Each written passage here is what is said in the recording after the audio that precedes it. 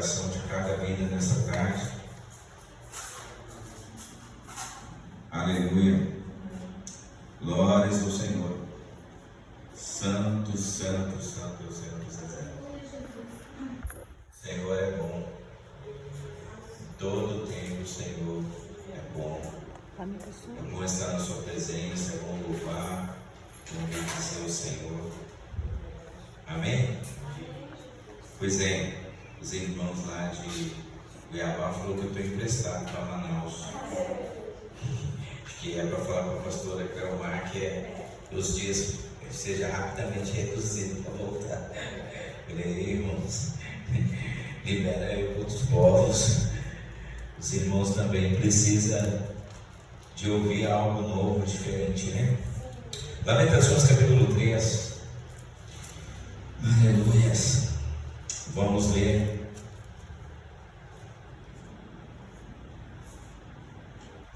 Verso 17. Está escrito assim: a minha alma se apartou da paz e se esqueceu do bem. Por isso eu disse: desapareceu o meu esplendor e minha esperança, os quais procedia do Eterno. 19. Recordo da minha opressão e o meu castigo, e a amargura e o absinto. Recordo e restaura a alma dentro de mim. Isso eu trago em meu coração, portanto, nele esperarei. As misericórdias do Senhor são a causa de nós não sermos consumidos, e a cada manhã são renovadas a tua fidelidade, e ela é a minha paraxá. Está escrito porção, né? É exatamente, paraxá, porção é a mesma coisa. Amém? Olha que bênção. Diz a minha alma, por isso nele esperarei. Bom é o Eterno para os que nele esperam, para como a alma que o busca. Aleluia. Sabemos que o seminário começa sexta-feira, mas o Senhor pediu que eu lesse essa palavra agora. Eu tinha uma outra palavra, estava orando lá agora. Quando cheguei aqui, o Senhor mudou. Como que Deus é, né? Quero falar um pouco sobre Jeremias. Jeremias, ele é da classe de sacerdotes. Seu pai era sacerdote e era um homem muito honrado, o pai de Jeremias. E um belo dia o Senhor começa a chamar Jeremias e muda a função de Jeremias, e Jeremias começa a ficar confuso, porque nas várias das ministrações que era para ser ministrado, vinha pavor, vinha medo, e ele não acabava seguindo os ritos dos sacerdotes. E aí ele começa a ter questionamentos profundos dentro do seu ser. E o Senhor aparece, está lá em Jeremias 1, o Senhor aparece e começa a falar com Jeremias. Começa a manifestar os dons do Espírito sobre ele. E quando ele começa a viver aquilo que Deus tem para a vida de Jeremias, a sua casa se tornou seu inimigo. O seu pai rejeitou, a sua mamãe rejeitou, os seus irmãos rejeitou, porque o sacerdote, ele era também uma parte ilustre da sociedade. E Jeremias descendia do pai dele, que era um sacerdote ilustre, um homem honrado. E o que acontece? O primeiro golpe que ele sofre é que os seus irmãos, os seus pais, o rejeitam por causa do chamado. Interessante que isso não é diferente de hoje, né? E os seus amigos vão apartando de Jeremias, e alguns começam a falar que Jeremias está tendo problemas mentais. E Jeremias começa a profetizar. E ele começa a profetizar E não são profecias assim, eis o Senhor que Ele vai te dar uma casa esse mês. Não é isso a profecia. Arrepende da idolatria, arrepende dos seus pecados. E ele começa a confrontar os mais altas classes políticas, esferas espirituais, de líderes espirituais e príncipes. E ele recebe um título: o traidor da nação. Não bastasse isso, Jeremias, ele começa a ser perseguido porque Deus começa a falar com ele, e ele chama um escrivão chamado Baruque e começa a escrever essas cartas. E ele vai escrevendo as cartas, enviando e tendo audiência, e o povo chamando ele de traidor da nação e outros nomes. E um belo dia, o Senhor piora a situação da vida de Jeremias e fala: Jeremias, pega, como chama aquele cangaço que ele colocou lá, que é dos bois, é a canga, né? E ele vai andar com aquela canga no meio do povo. Olha aí, Jeremias pagando o maior amigo santo. É o jugo, né? E para piorar, não era só isso. Eu acho que isso não era tanto humilhante, já era humilhante. Ele era filho do sacerdote. Então tudo que Jeremias fazia remetia na onde? No pai dele, que era pastor. No pai dele que ia morrer com essas situações. E isso que é o mais humilhante, que veio um profeta. E ele vai profetizar. E o profeta, eu até questionei a Deus, né? O profeta vai, bate nele, puxa a canga, quebra, machuca ele, bate nele. E aí ele vai embora. E depois que ele vai embora, Deus fala com ele no caminho. Eu falei: porque tu falaram isso aí na hora com ele? Mas ele estava muito raivoso, ele tinha que acalmar para que ele ouvisse a voz do Senhor. E aí o Senhor fala para ele: volta, e agora você dá o recado. E ele vai dar o recado para aquele profeta. Em várias situações. Ele vai preso, ele fica preso no pátio, ele é colocado dentro de um buraco, que é jogado com água para ele beber. Olha que situação humilhante. Uma cisterna, um buraco ali. Jesus também ficou no buraco, né? Não sei se vocês sabem. Também José ficou no buraco. E ele vai tendo conflitos internos. Fala, conflitos internos. Conflitos internos. Muitos conflitos. E ele começa a questionar se Deus chamou ele mesmo para a obra, porque era muito sofrimento. E aí ele recebe um outro apelido mais carinhoso, o profeta chorão. E ele começa a chorar. E a parte que eu acho mais difícil para Jeremias foi na área sentimental, que ele ama uma moça e Deus fala para ele: você não vai casar com essa moça. Jeremias fica muito bravo. E ele não casa com essa moça, e essa moça lá na frente ele vai entender. E ela volta para a idolatria. E os soldados que vêm do norte vêm e matam ela. E ela é morta. Então, várias situações. E quando ele escreve, e está sendo escrito esse texto, ele está descrevendo que a paz que ele tinha havia apartado. Eu fico imaginando até uma certa idade, até 29 anos, ele estava tranquilo, né?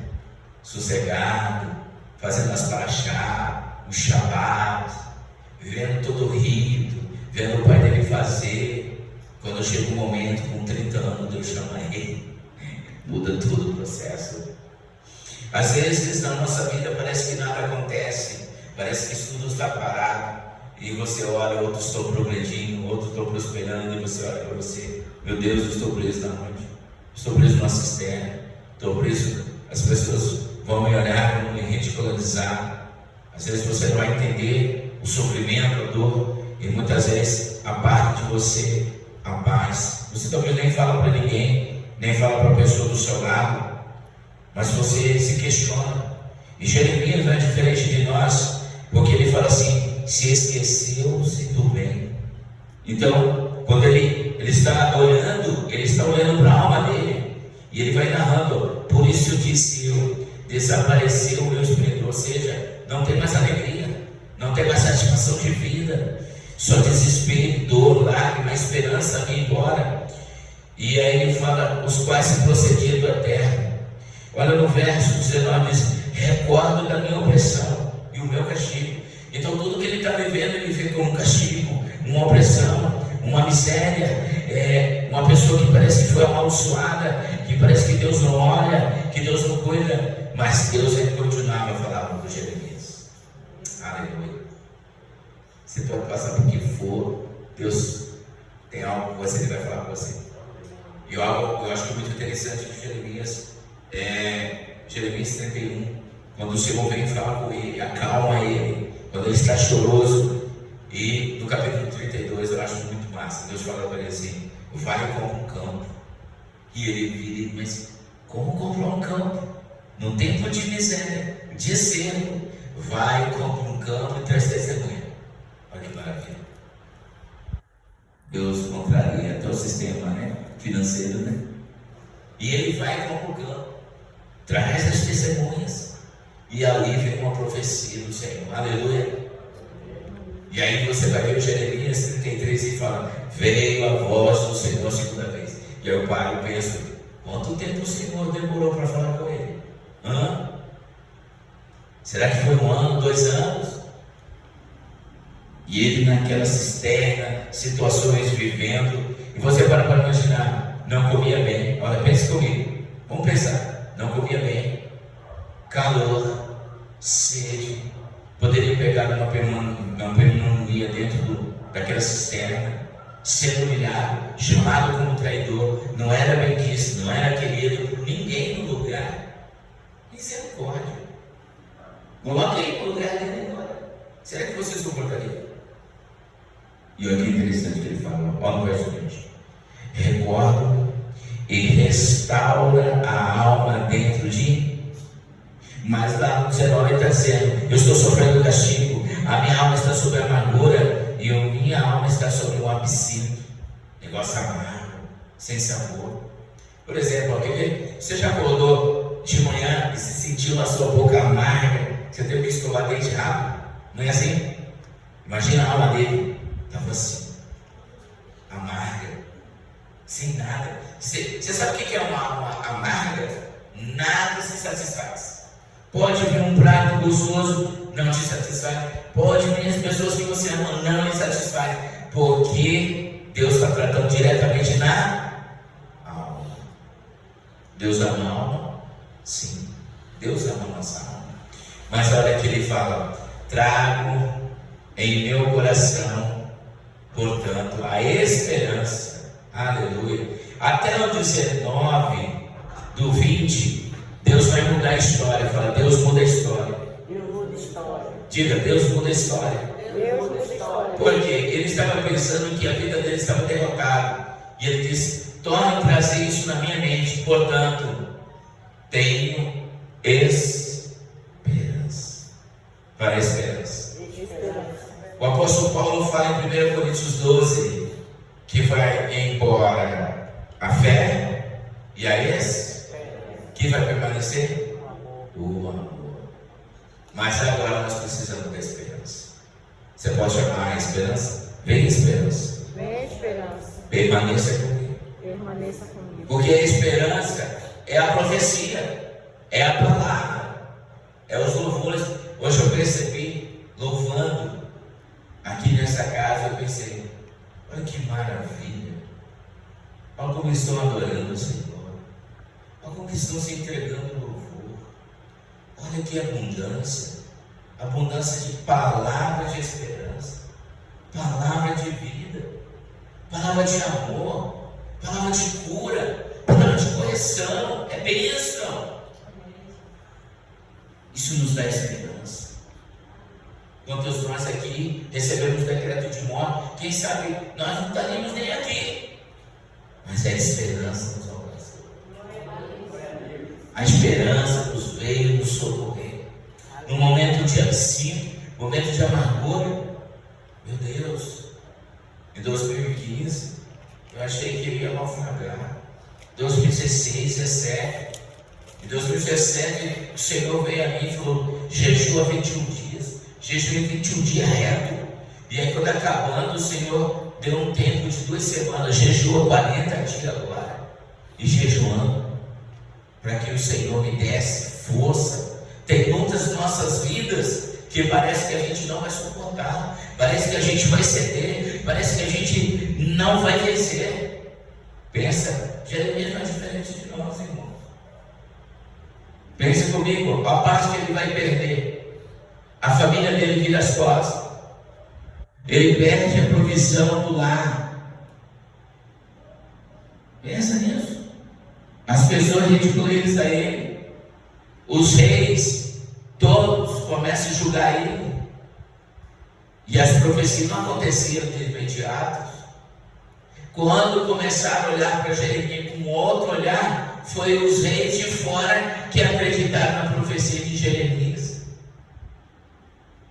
E aí a gente pode até entender que Jesus disse: o profeta não tem honra na casa. Tem que vir alguém de fora para nos gerar esse.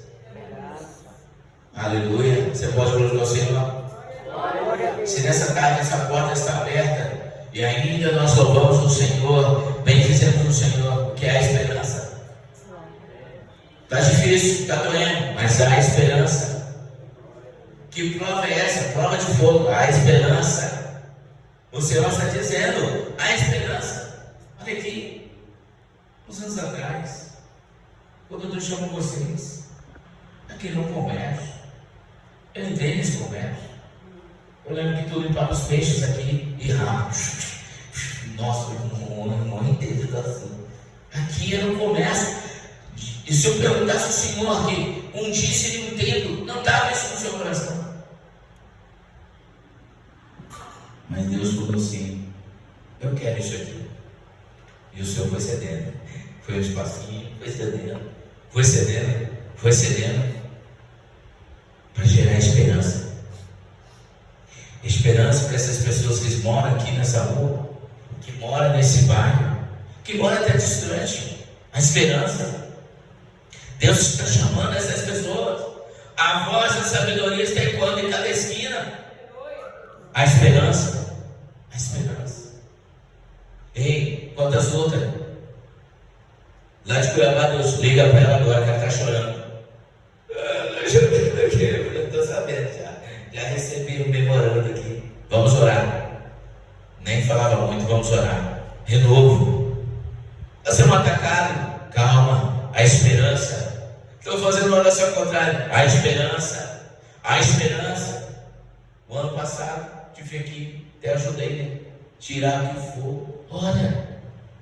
Quem sabe quem as pessoas que não põem a mão na obra entendem o sacrifício para trazer um ambiente para gerar esperança. Não é pouca a obra que você faz para Deus. Ele está falando dizer, ainda que você ache pequeno, é grande a obra que tu faz, porque gera esperança no coração dos outros que estão abatidos, estão desanimados, que não tem mais visão no futuro. Deus não vê agora, Deus vê o futuro. Você está aqui, a esperança, provas que nós vivenciamos a esperança.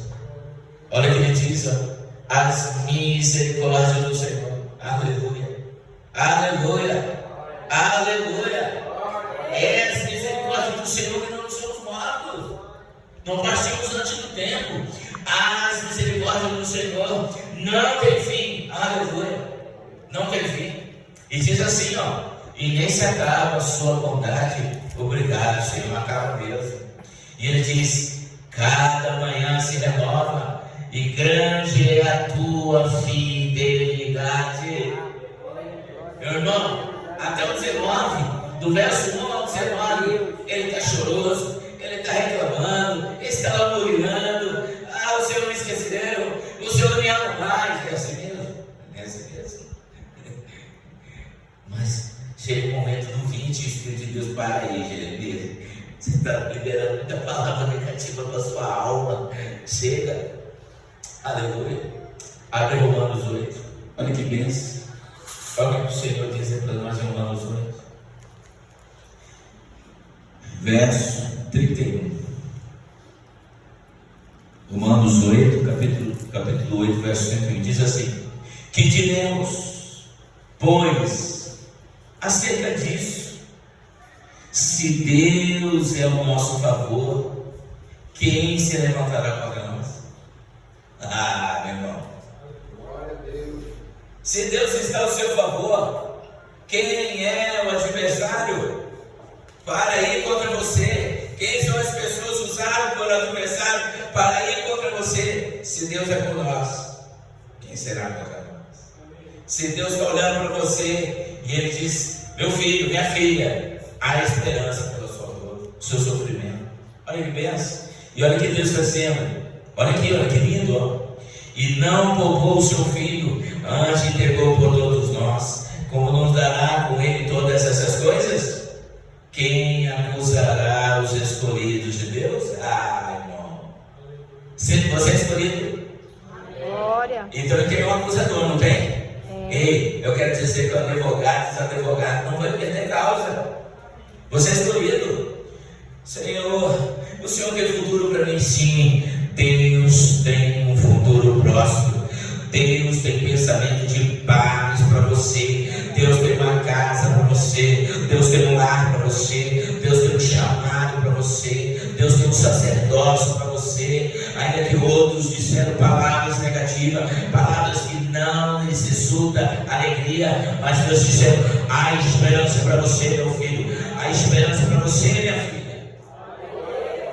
Não é palavra de homens pesadas, maldigas. Não. É a palavra de Deus para você. Há esperança. Você vai prosperar. Ainda que parece tudo o contrário. Olha aqui para mim. Eu me lembro quando nós fazíamos missões e eu dormia no chão. Quantas aconteceu? Vou contar isso aqui para você. Eu acordei, havia escorpião, pastor. Escorpião. 2, 3 escorpião do meu lado. De dormir no mato, nós fazendo missões em fazenda, em lugares. E o irmão falou assim: varão, você estava dormindo, passou uma cobra no seu lado. De a gente atravessar o rio para pregar de canoa, e a gente parar no lugar e a cobra em cima de nós. Mas nunca fui picado por cobra. Nunca fui picado por escorpião. Porque a esperança. Já passamos fome, necessidade, já fomos humilhados, mas nós sabemos quem é o Senhor. Você precisa saber quem é o Senhor na sua vida hoje. Ei, você tem um acusador? Chegou o tempo de Deus calar a boca dele. Fala: Deus vai calar a boca do acusador. Deus vai calar a boca do acusador. Você precisa ver isso? As bênçãos vão ser liberadas para você. As coisas vão acontecer na sua vida. Olha que diz lá: quem acusará contra os escolhidos de Deus? Quem que vai acusar? É uma pergunta. Você vai acusar? Olha lá. Deus é quem o justifica. Aleluia. Aleluia. Aleluia. Você pode glorificar o Senhor. Glória a Deus. Quem que vai acusar contra você? O irmão não faz nada. Quem é você para dizer? Se Deus está preparando ele, o tempo dele vai chegar. A hora certa. Olha que interessante, meu irmão. Eu acho muito lindo no verso 34. Quem o condena? O Cristo em que morreu e ressuscitou está à destra de Deus e intercede por nós. Interceder significa advogado também. Quem me apartará do amor de Cristo? Ei, ele faz uma pergunta: é angústia? Ele está falando para o espírito de angústia. Espírito de angústia, você vai conseguir tirar essa pessoa do caminho do Senhor? A resposta é não. Sabe por quê? Porque há esperança. Aleluia. Quantas vezes você já subiu aí essa escada aqui triste, abatido, não falou para ninguém, sentou aí, louvou, às vezes nem cantou, às vezes baixou a cabeça e falou: Senhor, o que será da minha vida? Até às vezes a gente vai para o culto e tem dia que a gente é escolhido para ministrar, dia que a gente não tem nada a oferecer. E é o dia que Deus mais usa a gente. Quem já viveu isso sabe o que eu falo. Vocês falam: mas Senhor, o que eu vou pregar? Não tem palavra nenhuma. Aí o Senhor fala assim: muito bem, era isso que eu queria ouvir de você. Você não tem, mas eu quero usar as minhas palavras na sua vida. Glória a Deus. Eu quero que você seja um agente que gera esperança. E gerar esperança por alma. Gerar esperança nos estabelece ao governo. Olha o que diz: prisão. Eu pergunto para vocês: na prisão aqui tem servo de Deus? Estão servindo o Senhor? Prisão seguramente. Eles estão presos físico, mas a alma deles estão livres. Estão louvando o Senhor, estão tendo culto, estão pregando, estão ganhando vida. Aleluia.